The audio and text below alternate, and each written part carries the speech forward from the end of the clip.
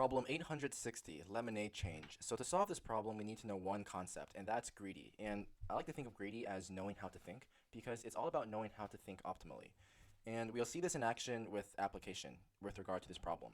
So the problem condition is that we're at a lemonade stand, and basically people pay to get lemonade with 5, 10, or $20 bills. And every lemonade costs $5.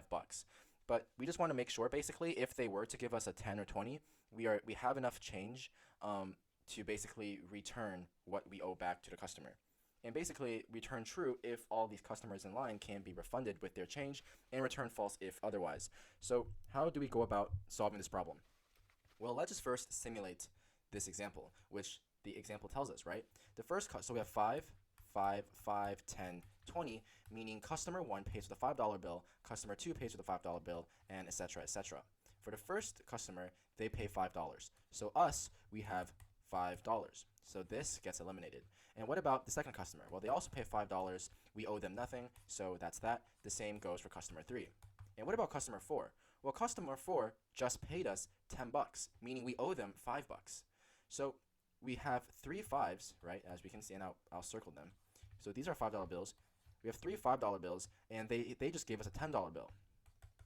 So instead of having tallies, I'll just put 10. And we need to give back $5, right? Because the lemonade only costed $5. So we give them one of these 5s, and we're only left now with 2 $5 bills. So customer 4 gets taken care of. Now customer 15 gives us a $20 bill. And if they give us a 20, we owe them 15. So we can just basically give back the 10 here and the 2 5s to make up that exchange. So how do we approach solving this problem? Well, we also are given a false example, but the overall idea is that we don't want to run out of change. We always want to have change on hand so that if people were to give us big sums of money like 20, we have reserves like 10 and $10 bills and $5 bills to return it.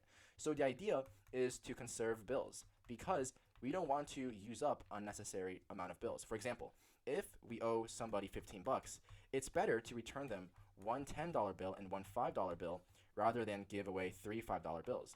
Because if we were to give away 3 $5 bills, we used 3 bills rather than 2 bills to make up the same exchange. And if we use up 3 bills, that leaves us with less bills to give back down the line. So if we are conservative with our bills, we should be fine. But how do we be conservative with our bills? Well, it means we use larger units of money before we use the smaller ones. So in other words, we will use $10 bills before we use $5 bills. We're going to use as many $10 bills as possible before using 5s. And that's the whole logic. We will never use 20s because obviously there's no scenario where we can give back a $20 bill. So that's the idea. And with that, we can program this up in Python. So as we said, we are going to iterate through every single bill in bills and see which of them we can exchange. And there's only 2 scenarios. One scenario where they give us a $5 bill, in which case we owe them nothing. Another case where they give us a $10 bill, in which case we owe them a 5. And the other case where they give us a 20, where we owe them 15. So let's go through each of these 3 scenarios step by step. First of all, we're going to keep track of the number of 10, 5, and $20 bills on hand. So we're going to say 5s to be equal to 0, 10s to be 0, and 20s to be 0. Actually, there's no point in keeping track of 20s because if they give us a 20, we're never going to be able to give back that $20 bill. So just keep track of 5s and 10s. And for bill in bills, what do we do? Well, if the bill is equal to 5, well, nothing to do, right? We just get one $5 bill to be used down the line for an exchange if necessary. Otherwise, we have to do an exchange. So what happens? And let's put an answer here. Or we don't have to, we just keep going. So what happens? Well, let's say if the bill is equal to 10, then we just got a $10 bill. And otherwise, it has to be a 20, but that really does us no good, so we don't really keep track of anything. After that, how much do we owe them? We owe them bill minus equal 5, right? Because the lemonade was $5. So whatever is left is however much is needed to be returned. And there's only 2 cases. If bill, right, is equal to 5, then that means the bill was a $10 bill and we have to give back a 5. So if the number of 5s, right, is equal to 0, then we just return false. Otherwise, it means we have more than 1 bill, so we just do 5s minus equal to 1, and we're good. What's the other case? Well, the other case is going to be where they give us a $20 bill, in which case we have to owe them 15. So I'll just put that here, 15 owed. What are the 2 ways we can do this? Well, we can give one 10 and one 5. We can give 3 5s. That's the only way we can return it. So we can say if the number of 10s, right, is we need to have at least one greater than equal to 1, right? or greater than 0, we can just do that. And the number of 5s, right, is greater than equal to 1, or greater than 0. Then we just do 10s minus equal to 1, 5s minus equal to 1. I may have said, I don't remember if I said like the 5s, I have to give back 2 5s. No, I have to give 1 5.